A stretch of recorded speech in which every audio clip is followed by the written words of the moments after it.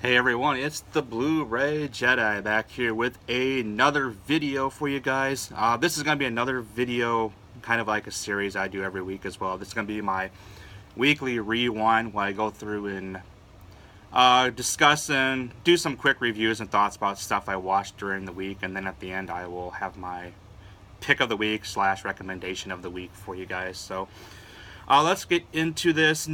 Didn't get a whole lot of stuff watched this week. Only got it's like 4 movies watched this week. Saw one movie in the theater, watched one Blu-ray, and then watched a couple things on Netflix. So let's get into this. Kind of what I'll do is I'll kind of go over who was in it, the director, kind of give my quick thoughts about the movie. Then I'll kind of go through and give the ratings and stuff that I've seen online as of recording this, basically like the Rotten Tomatoes score, the audience score from Rotten Tomatoes, the IMDb score, the Meta score. Then I'll give my rating as well. So we'll get into it here. The first thing I went and saw this week, on this past Tuesday, I finally went and saw 47 Meters Down, which was directed by Johanna Roberts. Probably the biggest thing you probably know that he's worked on was the movie called The Other Side of the Door, but he's also actually working on Strangers 2. So after watching this movie, I'm kind of interested to see where he takes Strangers 2. So, and 47 Meters Down is starring Mandy Moore, Claire Holt, and Matthew Modine. Basically, the plot of this movie, the story with this movie is basically Mandy Moore and Claire Holt are sisters, and they go on this vacation because Mandy Moore's character kind of never does anything. Kind of as a homebody, kind of pretty boring. And basically, what she's trying to do is, she doesn't tell her sister at the time, which you find out later that her boyfriend broke up with her. So she's trying to go on this adventure to make him jealous or whatnot. So that's kind of the setup. Then they meet a couple guys who end up talking and going shark diving in this shark diving, whatever you want to call it, and they meet up with Matthew Modine, who owns the boat, and they end up on this boat, and they actually end up going through doing the shark diving to go down and see some sharks. So, and then kind of that's when all chaos happens. Won't go into too much. I don't want to do any kind of spoilers or anything like that. But I did enjoy the movie. It was a good running time. It was roughly about 90 minutes, so it was nice, quick paced. I thought how they shot the movie was done real well. The sound editing and sound effects in this movie were the standout by far.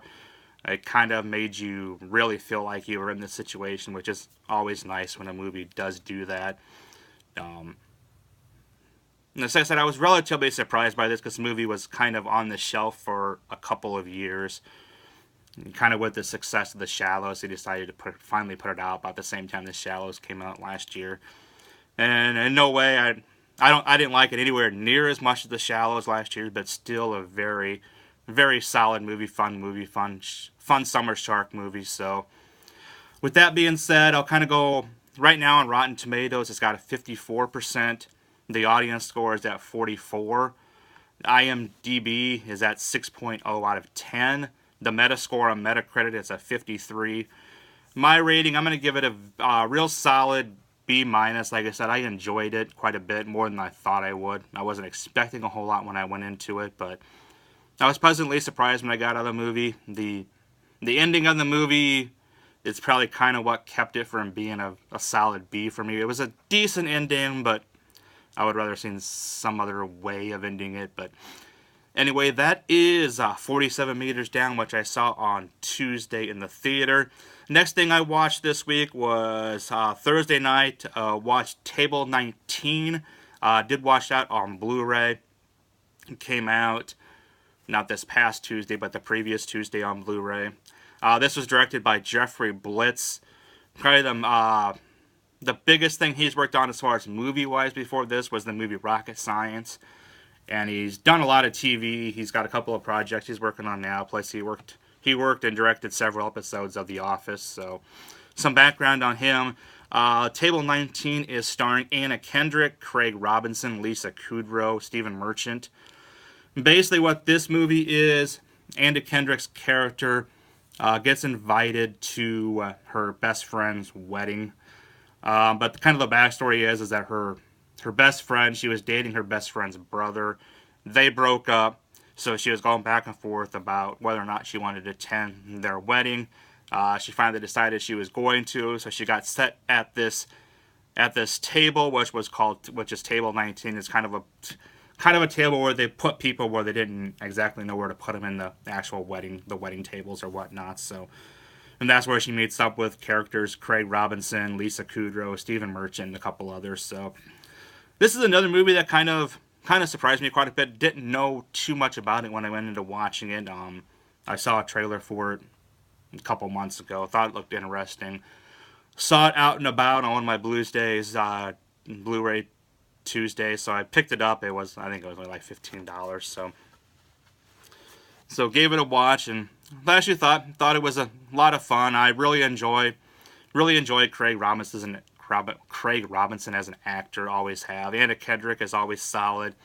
It was nice to see Lisa Kudrow back on screen, and Stephen Merchant always cracks me up. So, relatively another pleasant surprise this week. Wasn't great by any means, but it was another movie that was in the probably 1.5 hours, a little over 1.5 hours long. So it was a fairly quick paced movie, and it was done pretty well. The directing and the pace was all really well. So go through the ratings on this. Rotten Tomatoes right now, it's pretty low. It's actually at a 23%. The audience score is at a 42, so that's a little better. IMDb gives it a 5. The rating on there is a 5.8 out of 10.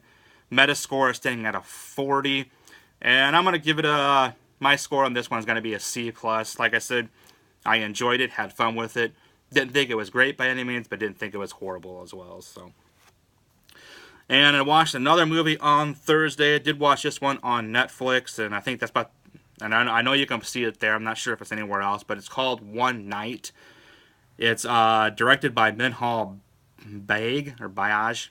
This is basically her first feature-length directing project. She's worked on a couple of shorts in the past. I think she has a short she's working on now. And it's starring Anna Camp from the Pitch Perfect movies. It has Justin Chatwin from Shameless, Isabel Furman from Orphan, and she's been in a bunch of other stuff as well, and Kyle Allen, kind of a newcomer. He's been working on The Path. That's probably what he's most famous or most known for. This was a blind watch on Netflix. Didn't really know anything about this going into it. Liked the cast, so I wanted to check it out. And I will say this one was another one this week that I was really surprised about. Really enjoyed this. Actually, it's a really short movie. I think it's under an hour and 20 minutes.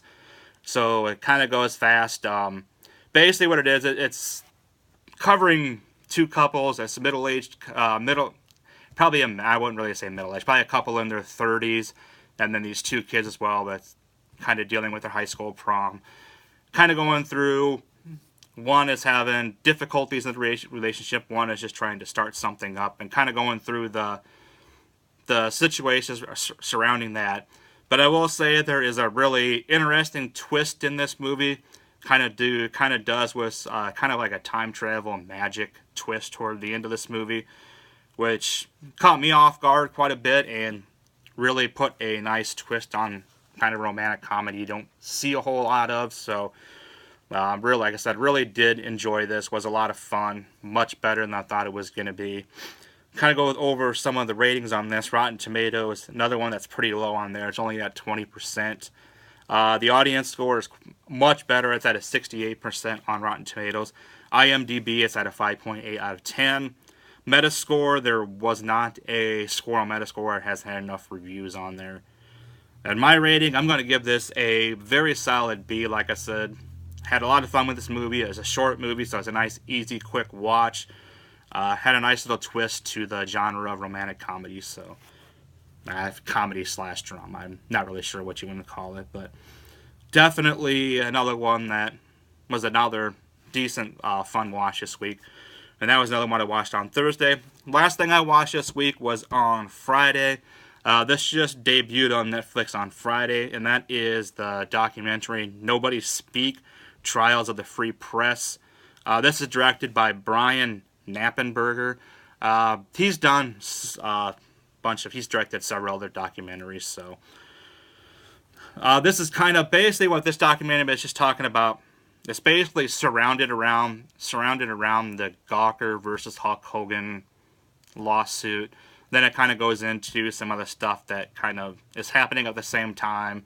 There's a issue going on in Vegas with a newspaper in Vegas that goes on kind of the same time, and then the whole thing with the presidential election stuff going on as well. So it kind of covers all three things and the battle of what the press has the right to release, what they don't have the right to release. Thought it was done really well. It's a real solid documentary.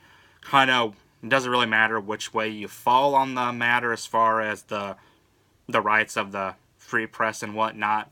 It kind of gives you a decent look at both sides. It's a little more, I would say, it's a little more biased toward one side, but it does do a fairly solid job as far as giving you a decent look at both sides and from the parties involved. So definitely a documentary worth checking out. Like I said, that just debuted on Netflix this past Friday. Some of the scores on that, IMDb right now is at a 6.6 out of 10. Rotten Tomatoes, it's at 95%, so it's extremely fresh on there. The audience score is not quite as good. It's only at 23%. Metascore at that 68%, and I'm going to give it a solid B. Like I said, it was a good watch. It was like an hour and 40 minutes or so. Good watch. Kind of gave you, it didn't really, I mean, like I said, it kind of leaned toward one side of the issue, but it still did especially during kind of the Hulk Hogan and Gawker part, it kind of gave you a real solid division of both sides and kind of explain what was going on both sides. So I thought that part of it was done really well. So definitely worth a watch. And like I said, always going to end these weekly rewinds with my recommendation of the week.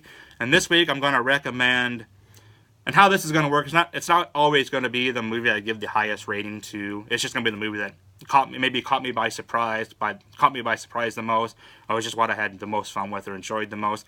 And this week it is going to be One Night. Like I said, had no idea about this movie going in, just knew the cast looked awesome, and I really enjoyed it. So make sure you guys check out One Night if you have Netflix. It is streaming on there, and let me know what you guys thought. Alrighty, that is it for the first episode of the Weekly Rewind. Like I said, I'll do these every week. And as always, you guys can follow me on Twitter and Instagram at the Blu-ray Jedi. Until next time, keep it blue.